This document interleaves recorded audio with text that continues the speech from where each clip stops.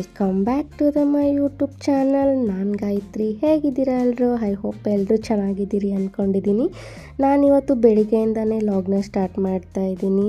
ಬೆಳಿಗ್ಗೆ ಎದ್ದು fresh up ಆಗಿ ಮನೆ ಮುಂದೆ ಎಲ್ಲ ರಂಗೋಲಿ ಹಾಕಿದ್ದಾದಮೇಲೆ ಇವಾಗ ಬಿಸಿನೀರು ಕೂಡ ಕಾಯಕ್ಕೆ ಇಟ್ಕೊಂಡಿದ್ದೀನಿ. ಅದಾದಮೇಲೆ ನಿನ್ನೆ ನೈಟ್ ಸ್ವಲ್ಪ ಡ್ರೈ ಫ್ರೂಟ್ಸ್ನೆಲ್ಲ ನೆನೆಗೆ ಹಾಕಿದ್ದೆ. ತುಂಬ ಚೆನ್ನಾಗಿ ನೆಂದಿದ್ವು. ಅಂದರೆ ಗೋಡಂಬಿ, ಬಾದಾಮಿ, ದ್ರಾಕ್ಷಿ ಎಲ್ಲ ನೆನೆಗೆ ಹಾಕಿದ್ದೆ. ನಾನು ಚಿನ್ಮಯಿಗೆ ಬೆಳಿಗ್ಗೆ ತಿನ್ನಕ್ಕೆ ಕೊಡಬೇಕು, ಅದಾದಮೇಲೆ ನಾನು ಸ್ವಲ್ಪ ಜ್ಯೂಸ್ ಮಾಡ್ಕೋಬೇಕು ಅಂತ ನೆನೆಗೆ ಹಾಕಿದ್ದೆ. ಇವಾಗ ಬಿಸಿನೀರೆಲ್ಲ ಕಾದಿದ್ದಾವೆ. ನನಗೆ ಸ್ವಲ್ಪ ಗ್ಲಾಸಲ್ಲಿ ಹಾಕ್ಕೊತಾ ಇದ್ದೀನಿ. ಅದಾದಮೇಲೆ ಚಿನ್ಮಯಿಗೆ ಬಾಟಲಲ್ಲಿ ಹಾಕಿಡ್ತಾ ಇದ್ದೀನಿ.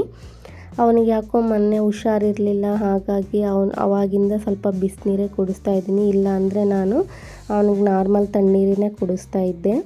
ಈಗ ಬಾಟ್ಲಲ್ಲಿ ನೀರು ಹಾಕಿದ್ದಾದಮೇಲೆ ಒಂದು ಗ್ಲಾಸ್ ಬಿಸಿನೀರಿಗೆ 1 ಸ್ಪೂನ್ ಜೇನುತುಪ್ಪನ ಹಾಕ್ಕೊಂಡು ಕುಡಿತೀನಿ ನಾನು ಬೆಳಿಗ್ಗೆ. ನನಗೆ ಆ ಫ್ಲೇವರ್ ತುಂಬಾ ಇಷ್ಟ ಆಗುತ್ತೆ. ಅದಾದಮೇಲೆ ವೆಯ್ಟ್ ಲಾಸ್ಗೂ ಅದು ಹೆಲ್ಪ್ ಆಗುತ್ತೆ ಅಂತಾರಲ್ವ, ಹಾಗಾಗಿ ನಾನು ಸ್ವಲ್ಪ ಜೇನುತುಪ್ಪನ ಬಿಸಿನೀರಲ್ಲಿ ಹಾಕ್ಕೊಂಡು ಮಾರ್ನಿಂಗ್ ಈ ರೀತಿ ಕುಡಿತೀನಿ. ಇದು ನನ್ನ ರೂಟೀನಲ್ಲಿ ಒಂದು. ಟೇಸ್ಟು ಕೂಡ ತುಂಬಾ ಚೆನ್ನಾಗಿರುತ್ತೆ. ನನಗೆ ತುಂಬಾ ಇಷ್ಟ ಆಗುತ್ತೆ, ಹಾಗಾಗಿ ನಾನು ಇದನ್ನು ಬೆಳಗ್ಗೆ ಮಿಸ್ ಮಾಡಲ್ಲ.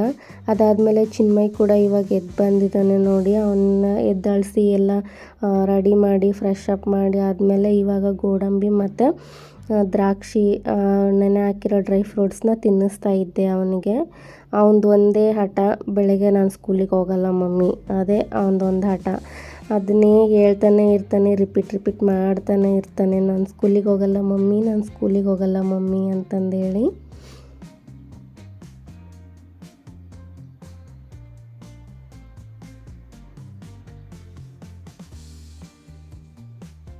ಬೆಳಿಗ್ಗೆ ಬೇಗ ಎದ್ದಿರ್ತಾನೆ, ನನ್ನ ಜೊತೆಗೆ ಎದ್ಬಿಡ್ತಾನೆ ಅವನು. ಈಗ ಅದಾದಮೇಲೆ ಅವನು ಟಿಫನ್ ಬಾಕ್ಸಿಗೆ ಅಥವಾ ಲಂಚ್ ಬಾಕ್ಸಿಗೆ ಅಂತ ಹೇಳಿ ಚಪಾತಿನ ಮಾಡ್ಕೋತಾ ಇದ್ದೆ ನಾನು.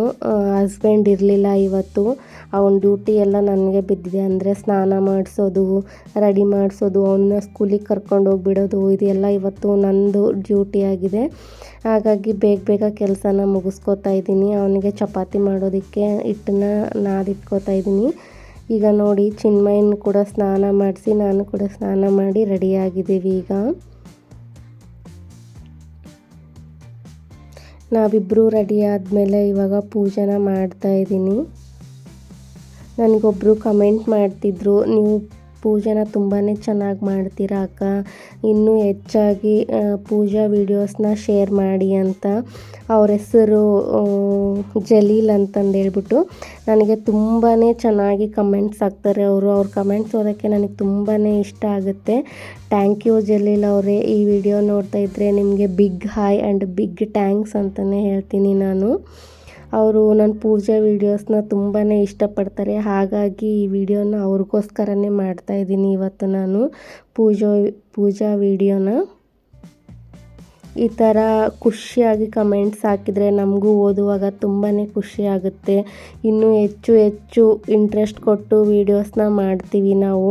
ಹಾಗಾಗಿ ನಾನು ನಿಮಗೆ ಪ್ರತಿ ಸಾರಿ ಕೇಳ್ತಾ ಇರ್ತೀನಿ, ನಿಮ್ಗೆ ಯಾವ ಥರ ಇಷ್ಟನೋ ವೀಡಿಯೋಸು ಅಂತ ಹೇಳಿ, ಆ ಥರ ನಾನು ಲಾಗ್ನ ಮಾಡ್ತೀನಿ ಅಂತ ಹೇಳಿ ಕಮೆಂಟ್ ಮಾಡಿ ನನಗೆ, ನಿಮ್ಗೆ ಯಾವ ಥರ ವೀಡಿಯೋಸ್ ಇಷ್ಟ ಅಂತ ಹೇಳಿ.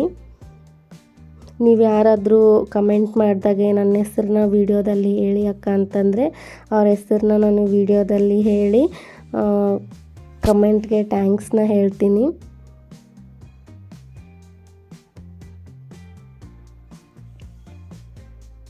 ಇವಾಗ ದೇವ್ರನ್ನೆಲ್ಲ ತೊಳ್ಕೊಂಡಿದ್ದಾದಮೇಲೆ ದೀಪನ ಹಚ್ಕೋತಾ ಇದ್ದೀನಿ.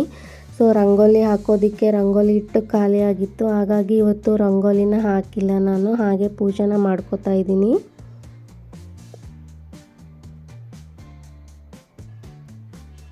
ಈಗ ದೇವರಿಗೆ ವಿಭೂತಿ ಮತ್ತು ಕುಂಕುಮ ಗಂಧನ ಎಲ್ಲ ಹಚ್ತಾ ಇದ್ದೀನಿ. ತುಂಬಾ ಕಮೆಂಟ್ಸ್ ಮಾಡ್ತಾಯಿದ್ದೀರಾ, ತುಂಬಾ ಖುಷಿ ಆಗುತ್ತೆ ನನಗೆ ಕಮೆಂಟ್ಸ್ ಎಲ್ಲ ಓದೋದಕ್ಕೆ. ಯಾರೆಲ್ಲ ನನಗೆ ಕಮೆಂಟ್ಸ್ ಮಾಡಿದ್ದೀರೋ ಅವ್ರಿಗೆಲ್ಲ ತುಂಬಾ ಧನ್ಯವಾದಗಳನ್ನು ಹೇಳೋಕ್ಕೆ ಇಷ್ಟಪಡ್ತೀನಿ ನಾನು.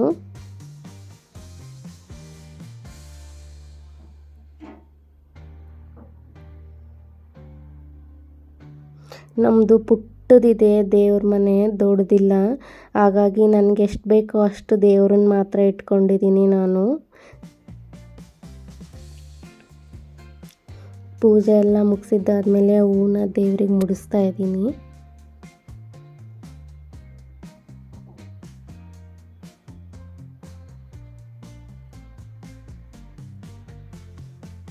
ನೀವು ಯಾವ ಥರ ಪೂಜೆ ಮಾಡ್ತೀರಾ ಅಂತ ನನಗೆ ಕಮೆಂಟ್ಸಲ್ಲಿ ಹೇಳಿ. ನಮ್ಮ ಮನೇಲಿ ರೆಗ್ಯುಲರಾಗಿ ನಾವು ಪೂಜೆನ ಮಾಡ್ತೀವಿ. ಕೆಲವೊಬ್ಬರು ಶನಿವಾರ, ಗುರುವಾರ ಮತ್ತು ಶುಕ್ರವಾರ ಅಷ್ಟೇ ಪೂಜೆನ ಮಾಡ್ತಾರೆ. ನಮ್ಮ ಮನೇಲಿ ಹಾಗೆಲ್ಲ ಏನಿಲ್ಲ, ಡೈಲಿ ಪೂಜೆನ ಮಾಡಬೇಕು. ಡೈಲಿ ಇದೇ ರೀತಿಯೇ ಪೂಜೆ ಮಾಡ್ತೀನಿ ನಾನು.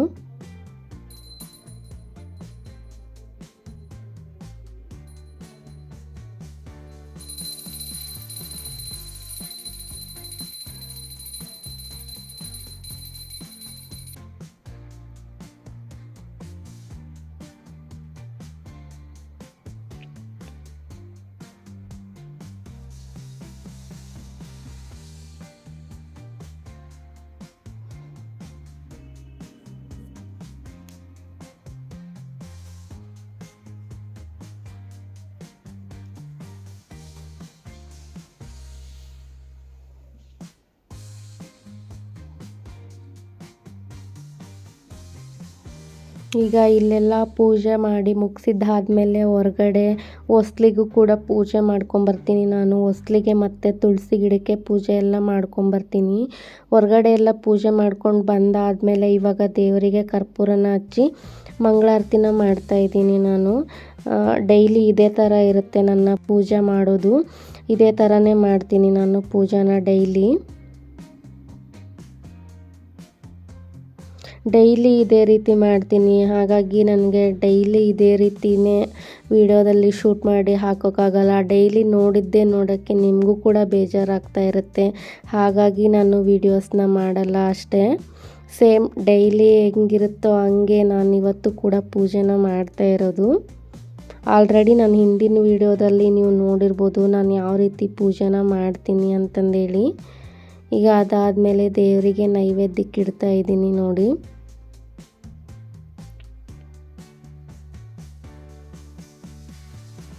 ಏನಪ್ಪ ಇವರು ಪದೇ ಪದೇ ಪೂಜೆ ವೀಡಿಯೋನೇ ಹಾಕ್ತಿದ್ದಾರೆ ಅಂತ ಅಂದ್ಕೋಬೇಡಿ. ಒಬ್ಬರು ಕೇಳಿದ್ರು ಅಂತ ಹೇಳಿದ್ನಲ್ವ, ಹಾಗಾಗಿ ನಾನು ಪೂಜೆ ವೀಡಿಯೋನ ಇವತ್ತು ಶೇರ್ ಮಾಡಿದ್ದೀನಿ ನಿಮ್ಮ ಹತ್ರ ಅಷ್ಟೇ, ಅವ್ರಿಗೆ ಖುಷಿ ಆಗುತ್ತೆ ಅಂತ ಹೇಳಿ. ಈಗ ಅದಾದಮೇಲೆ ಚಪಾತಿನ ಮಾಡ್ತಾಯಿದ್ದೀನಿ ಚಿನ್ಮಯ್ಗೋಸ್ಕರ. ಯಾವಾಗಲೂ ಮಕ್ಕಳಿಗೆ ಚಪಾತಿ ಮಾಡುವಾಗ ತುಂಬ ತೆಳು ಚಪಾತಿನ ಮಾಡಬೇಡಿ. ಬಾಕ್ಸಿಗೆ ಕಟ್ಟುವಾಗ ಸ್ವಲ್ಪ ದಪ್ಪನೇ ಇರಲಿ ಚಪಾತಿ.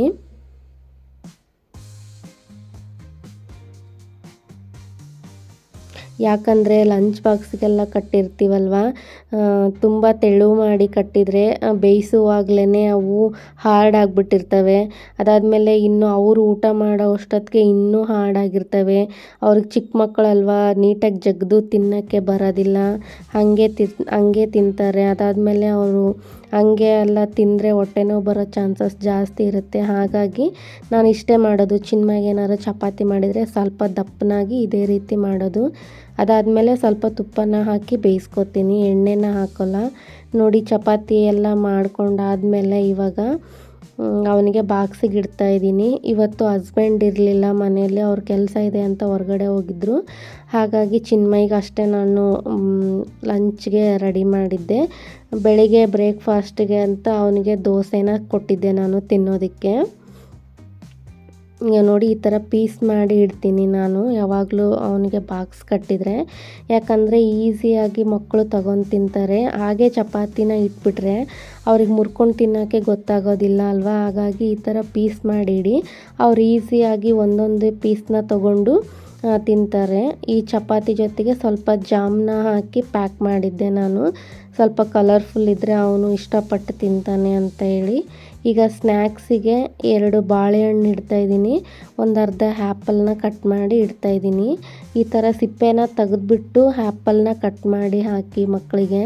ಯಾಕಂದರೆ ಈ ಸಿಪ್ಪೆ ತಿನ್ನುವಾಗ ಗಂಟ್ಲಲ್ಲೆಲ್ಲ ಸಿಕ್ಕಾಕೊಂಡ್ಬಿಡುತ್ತೆ. ಹಾಗಾಗಿ ಚಿಕ್ಕ ಮಕ್ಕಳಿದ್ರೆ ಈ ರೀತಿ ಮಾಡಿ, ದೊಡ್ಡ ಮಕ್ಕಳಿದ್ರೆ ಏನು ಬೇಡ, ಅವ್ರು ಈಸಿಯಾಗಿ ತಿಂತಾರೆ. ಚಿಕ್ಕ ಮಕ್ಕಳಿಗೆ ಗಂಟ್ಲಿಗೆ ಸಿಕ್ಕಾಕೊಳ್ಳುತ್ತೆ ಅಂತ ಅಷ್ಟೇ ನಾನು ಸಿಪ್ಪೆನ ತೆಗೀರಿ ಅಂತ ಹೇಳಿದ್ದು.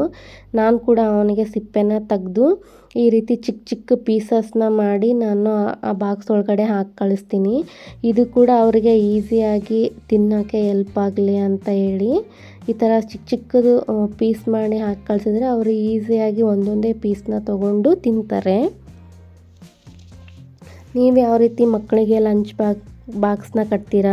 ನಾನು ಇದೇ ರೀತಿ ಪ್ಯಾಕ್ ಮಾಡಿರ್ತೀನಿ ಅವನಿಗೆ. ಅಂದರೆ ಡೈಲಿ ಒಂದೊಂದು ರೀತಿ ಅವನಿಗೆ ಪ್ಯಾಕ್ ಮಾಡಿ ಕಳಿಸ್ತೀನಿ. ಒಂದಿನ ಪರೋಟ ಮಾಡ್ತೀನಿ, ಒಂದಿನ ಚಪಾತಿ, ಒಂದಿನ ರೊಟ್ಟಿ ಕಳಿಸ್ತೀನಿ.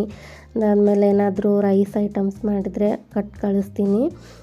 ಸ್ನ್ಯಾಕ್ಸ್ ಬಾಕ್ಸಿಗೆ, ಲಂಚ್ ಬಾಕ್ಸಿಗೆ 2 ಕಟ್ಟೆ ಆದಮೇಲೆ ಇವಾಗ ಅವನನ್ನು ಆಟೋದಲ್ಲಿ ಕರ್ಕೊಂಡು ನಾನು ಸ್ಕೂಲಿಗೆ ಬಿಡೋಕೆ ಹೋಗ್ತಾ ಇದ್ದೀನಿ. ನೋಡಿ, ಫುಲ್ ಡಲ್ಲಾಗಿದ್ದಾನೆ. ನಮ್ಮಮ್ಮ ಸ್ಕೂಲಿಗೆ ಬಿಟ್ಟು ಬಂದುಬಿಡ್ತಾರೆ ಅಂತಂದೇಳಿ ಅವನನ್ನು ಸ್ಕೂಲಿಗೆ ಬಿಟ್ಟು ಬಂದಾದಮೇಲೆ ನಾನಿವಾಗ ಮನೆಗೆ ರಿಟರ್ನ್ ಆಗ್ತಾಯಿದ್ದೀನಿ.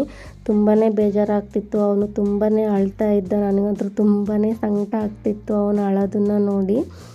ಈಗ ಅದಾದಮೇಲೆ ನಾನು ಟಿಫನ್ನ ಮಾಡಿರಲಿಲ್ಲ. ಹಾಗಾಗಿ ಈಗ ಬನಾನಾ ಮತ್ತು ಡ್ರೈ ಫ್ರೂಟ್ ಜ್ಯೂಸನ್ನ ಮಾಡ್ಕೊಳ್ಳೋಣ ಅಂತ ಹೇಳಿ ನೆನೆಸಿಟ್ಕೊಂಡಿರೋ ನೀರು ಜೊತೆಗೇ ಡ್ರೈ ಫ್ರೂಟ್ಸ್ನೆಲ್ಲ ಹಾಕೋತಾ ಇದ್ದೀನಿ ಮಿಕ್ಸಿ ಜಾರ್ಗೆ. ಅದಾದಮೇಲೆ 1-2 ಬನಾನನ ಕಟ್ ಮಾಡಿಕೊಂಡು ಹಾಕೋತೀನಿ ನಾನು. ಬನಾನನ ಕಟ್ ಮಾಡ್ಕೊಂಡು ಹಾಕ್ಕೊಂಡ್ಮೇಲೆ ಈ ಥರ ಪೀಸಾಗಿ ಮಾಡ್ಕೊಂಡು ಹಾಕ್ಕೊಳ್ಳಿ ಬನಾನನ ಕಟ್ ಮಾಡ್ಕೊಂಡಾದಮೇಲೆ ಸ್ವಲ್ಪ ಹಾಲನ್ನ ಹಾಕೋತಾ ಇದ್ದೀನಿ. ಹಾಲು ಹಾಕ್ಕೊಂಡು 1 ಸ್ಪೂನಷ್ಟು ಸಕ್ಕರೆನ ಹಾಕ್ಕೋತೀನಿ. ನಿಮಗೆ ಸಕ್ಕರೆ ಬೇಡ ಅನ್ನೋರು ಹನಿ ಕೂಡ ಹಾಕ್ಕೋಬೋದು. ನಾನು 2 ಹಾಕ್ಕೊಂಡಿದ್ದೀನಿ. 1 ಸ್ಪೂನಷ್ಟು ಸಕ್ಕರೆ ಹಾಕ್ಕೊಂಡು ಈಗ ಬ್ಲೈಂಡ್ ಮಾಡ್ಕೊಂಬರ್ತೀನಿ. ನೋಡಿ ಚೆನ್ನಾಗಿ. ನೋಡಿ ಇವಾಗ ರುಬ್ಕೊಂಡು ಬಂದಿದ್ದೀನಿ. ಟೆಕ್ಸ್ಚರು ಹೇಗಿದೆ ಅಂತ ನೋಡಿ, ತುಂಬಾ ತಿಕ್ಕಾಗಿ ಬಂದಿದೆ ನೋಡಿ. ಡ್ರೈ ಫ್ರೂಟ್ಸ್ ಎಲ್ಲ ಬಾಯಿಗೆ ಸಿಗ್ತಾಯಿದ್ರೆ ತುಂಬಾ ಚೆನ್ನಾಗಿರುತ್ತೆ ಅಲ್ವಾ? ಹಾಗಾಗಿ ಸ್ವಲ್ಪ ಡ್ರೈ ಫ್ರೂಟ್ಸ್ನ ಹಾಗೆ ಬಿಟ್ಟಿದ್ದೀನಿ ನಾನು. ಫುಲ್ಲು ನುಣ್ಣಗೆ ಏನು ಮಾಡ್ಕೊಳಕ್ಕೆ ಹೋಗಿಲ್ಲ ಗ್ರೈಂಡ್ನ. ಈಗ ಗ್ಲಾಸಿಗೆ ಹಾಕ್ಕೊಂಡಾದ್ಮೇಲೆ ಸ್ವಲ್ಪ ಮೇಲ್ಗಡೆ ಜೇನುತುಪ್ಪನ ಹಾಕ್ಕೋತಾ ಇದ್ದೀನಿ ನಾನು. ಜೇನುತುಪ್ಪನ ಹಾಕ್ಕೊಂಡು ಸ್ವಲ್ಪ ರೆಸ್ಟ್ ಮಾಡ್ತಾ ಕುಡಿತಾ ಇದ್ದೀನಿ. ತುಂಬಾ ಚೆನ್ನಾಗಿತ್ತು ಜ್ಯೂಸು. ನೀವು ಒಂದ್ಸಾರಿ ಟ್ರೈ ಮಾಡೋ ಹಾಗಿದ್ದರೆ ಟ್ರೈ ಮಾಡಿ. ತುಂಬಾ ಚೆನ್ನಾಗಿರುತ್ತೆ. ಬೆಳಗ್ಗೆ ಟಿಫನ್ ತಿನ್ನೋಕ್ಕಾಗದೇ ಇದ್ದರೆ ಈ ರೀತಿ 1 ಗ್ಲಾಸ್ ಜ್ಯೂಸನ್ನ ಕುಡಿದ್ರೆ ಫಿಲ್ ಆಗಿಬಿಡುತ್ತೆ. ಈಗ ಜ್ಯೂಸೆಲ್ಲ ಕುಡ್ದಾದ್ಮೇಲೆ ಸ್ವಲ್ಪ ರೆಸ್ಟ್ ಮಾಡಿ ಈಗ ಮಧ್ಯಾಹ್ನದ ಅಡುಗೆನ ಸ್ಟಾರ್ಟ್ ಮಾಡ್ಕೋತಾ ಇದ್ದೀನಿ ನಾನು. 2 ಈರುಳ್ಳಿ, 1 ಆಲೂಗಡ್ಡೆ, 1 ನಿಂಬೆಹಣ್ಣು, 2 ಟೊಮೊಟೊ, ಅದಾದಮೇಲೆ 2 ಕ್ಯಾರೆಟ್ನ ತಗೊಂಡಿದ್ದೀನಿ. ಇವತ್ತು ಬಿಸಿಬೇಳೆ ಬಾತನ್ನ ಮಾಡ್ಕೋತಾ ಇದ್ದೀನಿ ಕುಕ್ಕರಲ್ಲಿ. ಅದನ್ನು ಶೇರ್ ಮಾಡೋಣ ನಿಮ್ಮ ಹತ್ರ ಅಂತ ಹೇಳಿ ಇವಾಗ ವೀಡಿಯೋಸ್ನ ಮಾಡ್ತಾಯಿದ್ದೀನಿ. ಈ ಥರ ಮಣೆನ ತೊಗೊಂಡಿದ್ದೀನಿ ನಾನು ಕಟ್ ಮಾಡ್ಕೊಳ್ಳೋದಕ್ಕೆ. ನಾನು ಇದೇ ಮಣೆಯಲ್ಲೇ ಕಟ್ ಮಾಡ್ಕೊಳ್ಳೋದು. ಚಾಪಿಂಗ್ ಬೋರ್ಡ್ನೇನು ಯೂಸ್ ಮಾಡಲ್ಲ ನಾನು. ಲಾಸ್ಟ್ ವೀಡಿಯೋದಲ್ಲಿ ಹೇಳಿದ್ದೆ ಈ ಥರ ತೊಟ್ಟನ್ನ ಹಾಕಬೇಡಿ ಟೊಮೊಟೊದ ಅಂತ. ಈಗ ತೆಗಿತಾ ಇದ್ದೀನಿ ನಾನು. ಟೊಮೊಟೊ ತೊಟ್ಟು ತೆಗೆದು ಟೊಮೊಟೊನ ಕಟ್ ಮಾಡ್ಕೊಂಡಿದ್ದೀನಿ. ಅದಾದಮೇಲೆ ನಿಂಬೆಹಣ್ಣು ಕೂಡ ಈ ರೀತಿ ಕಟ್ ಮಾಡಿ ಇಟ್ಕೊಂಡಿದ್ದೀನಿ, 1ರಲ್ಲಿ 2 ಭಾಗ ಮಾಡಿ. ಈಗ ಆನಿಯನ್ನು ಕೂಡ ಕಟ್ ಮಾಡ್ಕೋತಾ ಇದ್ದೀನಿ ನೋಡಿ. ಸ್ವಲ್ಪ ದೊಡ್ಡ ಸೈಜೇ ಇರಲಿ ಪರವಾಗಿಲ್ಲ, ಏನೂ ಪ್ರಾಬ್ಲಮ್ ಆಗಲ್ಲ ಇದಕ್ಕೆ. ಅದು ಬೇಯುವಾಗ ಎಲ್ಲ ಚಿಕ್ಕ ಆಗ್ತವೆ ಅವು. ಹಾಗಾಗಿ ಈಗ ಈರುಳ್ಳಿ ಕಟ್ ಮಾಡಿಕೊಂಡು, ಕ್ಯಾರೆಟ್ನು ಕೂಡ ಕಟ್ ಮಾಡಿಕೊಂಡು, ಆಲೂಗಡ್ಡೆನೂ ಕೂಡ ಕಟ್ ಮಾಡಿಕೊಂಡು ಎಲ್ಲ ಕಟ್ ಮಾಡ್ಕೊಂಡು ಇಟ್ಕೊಂಡಿದ್ದೆ ತರಕಾರಿನ. ಸಿಂಪಲ್ಲಾಗಿ ಬೇಸಿಕ್ಕಾಗಿ ಹೇಗೆ ಮಾಡ್ಕೊಳ್ಳೋದು ಕುಕ್ಕರಲ್ಲಿ ಬೇಗ ಆಗೋ ಥರ ಅಂತ ನಾನಿಲ್ಲಿ ತೋರಿಸ್ಕೊಡ್ತಾ ಇದ್ದೀನಿ ನಿಮಗೆ. 1 ಟೇಬಲ್ ಸ್ಪೂನಷ್ಟು ಎಣ್ಣೆನ ಹಾಕ್ಕೊಂಡಿದ್ದೀನಿ. ಅದಾದಮೇಲೆ ನಾನು ತುಪ್ಪನ ಯೂಸ್ ಮಾಡ್ತೀನಿ. ಪಲಾವ್ಗಾಗಲಿ, ಈ ಥರ ಬಿಸಿಬೇಳೆ ಬಾತ್ಗಾಗಲಿ, ಯಾವುದೇ ರೈಸ್ ಐಟಮ್ ಮಾಡಿದರೂ ಸ್ವಲ್ಪ ತುಪ್ಪನ ಜಾಸ್ತಿನೇ ಯೂಸ್ ಮಾಡ್ತೀನಿ ನಾನು. ಈಗ 2 ದೊಡ್ಡ ಸ್ಪೂನಷ್ಟು ತುಪ್ಪನ ಹಾಕ್ಕೊತಾ ಇದ್ದೀನಿ ನಾನು. ಆಲ್ಮೋಸ್ಟು ಸಣ್ಣ ಸ್ಪೂನ್ ಅಂದರೆ 3 ಸ್ಪೂನ್ ಆಗುತ್ತೆ. ಇದು ದೊಡ್ಡ ಸ್ಪೂನ್ ಇರೋದ್ರಿಂದ 2 ಸ್ಪೂನ್ ಹಾಕ್ಕೊಂಡಿದ್ದೀನಿ. ಎಣ್ಣೆ ಮತ್ತು ತುಪ್ಪ 2 ಚೆನ್ನಾಗಿ ಬಿಸಿ ಆಗಬೇಕು. ಬರೀ ತುಪ್ಪದಲ್ಲೇ ಮಾಡಿಕೊಂಡ್ರೆ ಒಂಥರ ಸೀದೋದಂಗೆ ಆಗುತ್ತೆ ಅಂತ ಸ್ವಲ್ಪ ಎಣ್ಣೆನ ಹಾಕ್ಕೊಂಡಿದ್ದೀನಿ. ಅವೆರಡು ಕಾದಾದಮೇಲೆ ಸ್ವಲ್ಪ ಜೀರಿಗೆ ಮತ್ತು ಸಾಸಿವೆನ ಹಾಕಿ ಚಿಟಪಟ ಜೀರಿಗೆ ಮತ್ತು ಸಾಸಿವೆ ಸಿಡಿದಾದ್ಮೇಲೆ ಇವಾಗ ಸ್ವಲ್ಪ ಶೇಂಗಾ ಬೀಜ ಕೂಡ ಹಾಕ್ಕೋತಾ ಇದ್ದೀನಿ. ಶೇಂಗಾ ಬೀಜನೂ ಕೂಡ ಎಣ್ಣೆಯಲ್ಲಿ ಚೆನ್ನಾಗಿ ಫ್ರೈ ಆಗಬೇಕು. ಈ ಥರ ಫ್ರೈ ಮಾಡ್ಕೋತಾ ಇದ್ದೀನಿ ಶೇಂಗಾ ಬೀಜನ ಚೆನ್ನಾಗಿ. ಅದರಲ್ಲಿ ಶೇಂಗಾ ಬೀಜ ಚೆನ್ನಾಗಿ ಫ್ರೈ ಆದಮೇಲೆ ಗೋಡಂಬಿನ ಹಾಕ್ಕೊಂಡು ಫ್ರೈ ಮಾಡ್ಕೋತಾ ಇದ್ದೀನಿ. ಇದು ಸ್ವಲ್ಪ ಕಲರ್ ಚೇಂಜ್ ಆದರೆ ಸಾಕು, ಗೋಡಂಬಿ ಜಾಸ್ತಿ ಹುರಿಯೋದೇನು ಬೇಡ, ಸೀದೋಗ್ಬಿಟ್ರೆ ಚೆನ್ನಾಗಿರೋದಿಲ್ಲ. ಹಾಗಾಗಿ ಅದಾದಮೇಲೆ ಒಂದು ಸ್ವಲ್ಪ ಹಿಂಗನ್ನ ಹಾಕ್ಕೊಳ್ತಾ ಇದ್ದೀನಿ. ಹಿಂಗೆ ಹಾಕ್ಕೊಂಡಾದ್ಮೇಲೆ ಈಗ ಪಲಾವ್ ಸ್ಪೈಸಸ್ನ ಹಾಕ್ಕೊತಾ ಇದ್ದೀನಿ. ಚಕ್ಕೆ, ಏಲಕ್ಕಿ, ಲವಂಗ, ಸೋಂಪು ಕಾಳು, ಪಲಾವ್ ಎಲೆ ಎಲ್ಲ ಹಾಕ್ಕೊಂಡು ಚೆನ್ನಾಗಿ ಘಮ ಬರೋವರೆಗೂ ಇದನ್ನು ಕೂಡ ಎಣ್ಣೆಯಲ್ಲಿ ಹುರ್ಕೋತಾ ಇದ್ದೀನಿ. ಅದಾದಮೇಲೆ ಸ್ವಲ್ಪ ಕರಿಬೇವನ್ನ ಹಾಕ್ಕೊಂಡು ಕರಿಬೇವೆಲ್ಲ ಚಿಟಪಟ ಅಂದಮೇಲೆ ಒಂದು ದೊಡ್ಡ ಕಪ್ಪು ಈರುಳ್ಳಿನ ಹಾಕ್ಕೊಂಡಿದ್ದೀನಿ. ಈರುಳ್ಳಿ ಚೆನ್ನಾಗಿ ಬೇಯಬೇಕು. ಚೆನ್ನಾಗಿ ಬೆಂದಾದಮೇಲೆ ಜಿಂಜರ್ ಗಾರ್ಲಿಕ್ ಪೇಸ್ಟ್ನು ಒಂದು ಅರ್ಧ ಸ್ಪೂನಷ್ಟು ಹಾಕ್ಕೊಂಡು ಅದರ ಹಸಿ ವಾಸನೆ ಹೋಗೋವರೆಗೂ ಚೆನ್ನಾಗಿ ಫ್ರೈ ಮಾಡ್ಕೋತಾ ಇದ್ದೀನಿ. ಇದೇ main important. Ginger garlic paste ಹಸಿ ವಾಸನೆ ಚೆನ್ನಾಗಿ ಹೋಗಬೇಕು, ಅಲ್ಲಿವರೆಗೂ ನೀಟಾಗಿ ಫ್ರೈ ಮಾಡ್ಕೋಬೇಕು. ಅದಾದಮೇಲೆ ಸ್ವಲ್ಪ ಉಪ್ಪನ್ನ ಹಾಕ್ಕೊಂಡಿದ್ದೀನಿ, ಸ್ವಲ್ಪ ಕ್ಯಾರೆಟು, ಅದಾದಮೇಲೆ ಉಳ್ಳಾಗಡ್ಡೆನ ಹಾಕ್ಕೊಂಡು ಫ್ರೈ ಮಾಡ್ಕೋತಾ ಇದ್ದೀನಿ ಇವಾಗ ಎಣ್ಣೆಯಲ್ಲಿ. ಈ ಥರ ಕುಕ್ಕರ್ ಲಿಡ್ನ ಹಿಂದ್ಗಡೆಯಿಂದ ಮುಚ್ಚಿ ಬೇಯಿಸ್ಕೊಳ್ಳಿ.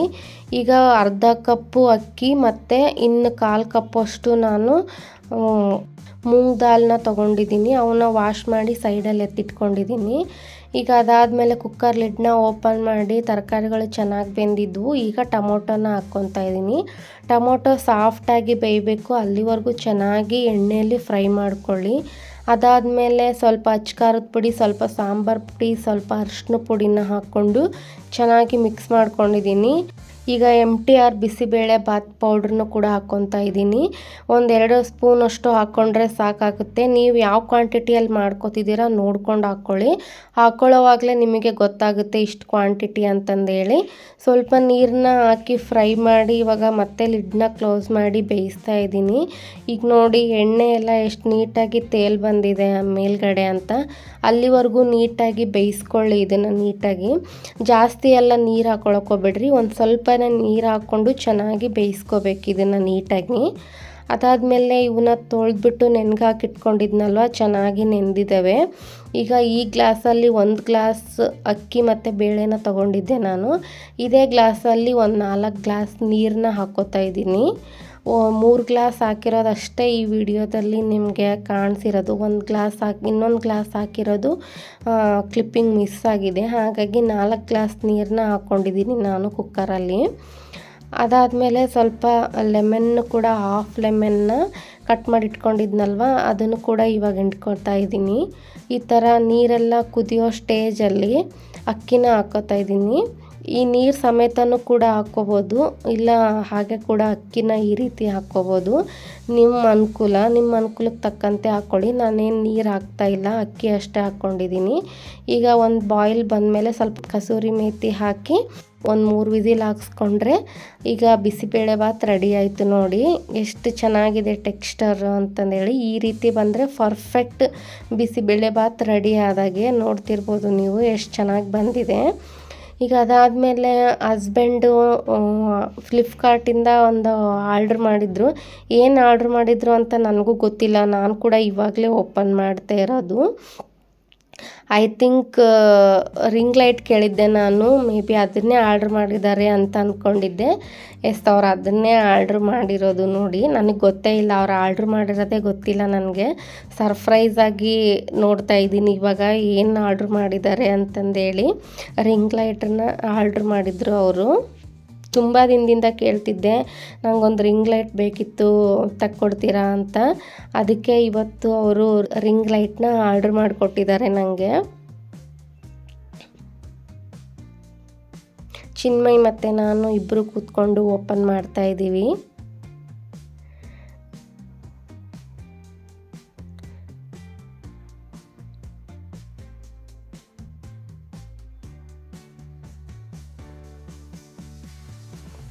ಚೆನ್ನಾಗಿತ್ತು ರಿಂಗ್ ಲೈಟು. ಅದನ್ನು ಸ್ವಲ್ಪ ಕ್ಲಿಪ್ಪಿಂಗ್ಸ್ನ ಇದಕ್ಕೆ ಆ್ಯಡ್ ಮಾಡಿದ್ದೀನಿ. ಇದನ್ನು ಪಿಕ್ಸ್ ಏನು ಮಾಡೋಕ್ಕೆ ಹೋಗಲಿಲ್ಲ ನಾನು, ಅವ್ರ ಹತ್ರನೇ ಪಿಕ್ಸ್ ಮಾಡಿಸಿದ್ರೆ ಆಯಿತು ಅಂತ ಹಾಗೆ ಎತ್ತಿಟ್ಟಿದ್ದೀನಿ. ಸ್ವಲ್ಪ ನೋಡಿ, ಕ್ವಾಲಿಟಿ ಎಲ್ಲ ತುಂಬಾ ಚೆನ್ನಾಗಿದೆ, ನನಗಂತೂ ತುಂಬಾ ಇಷ್ಟ ಆಯಿತು. ಥ್ಯಾಂಕ್ ಯು ರೀ. ನಾನು ಕೇಳಿದ ತಕ್ಷಣ ನನಗೆ ಆರ್ಡ್ರ್ ಮಾಡಿ ಕೊಟ್ಟಿದ್ದಕ್ಕೆ ತುಂಬಾ ಥ್ಯಾಂಕ್ಸ್. ಅವ್ರಿಗೆ ಥ್ಯಾಂಕ್ಸ್ ಹೇಳೋಕ್ಕೆ ಇಷ್ಟಪಡ್ತೀನಿ. ಇದಾಗಿತ್ತು ಇವತ್ತಿನ log. Thank you for the watching.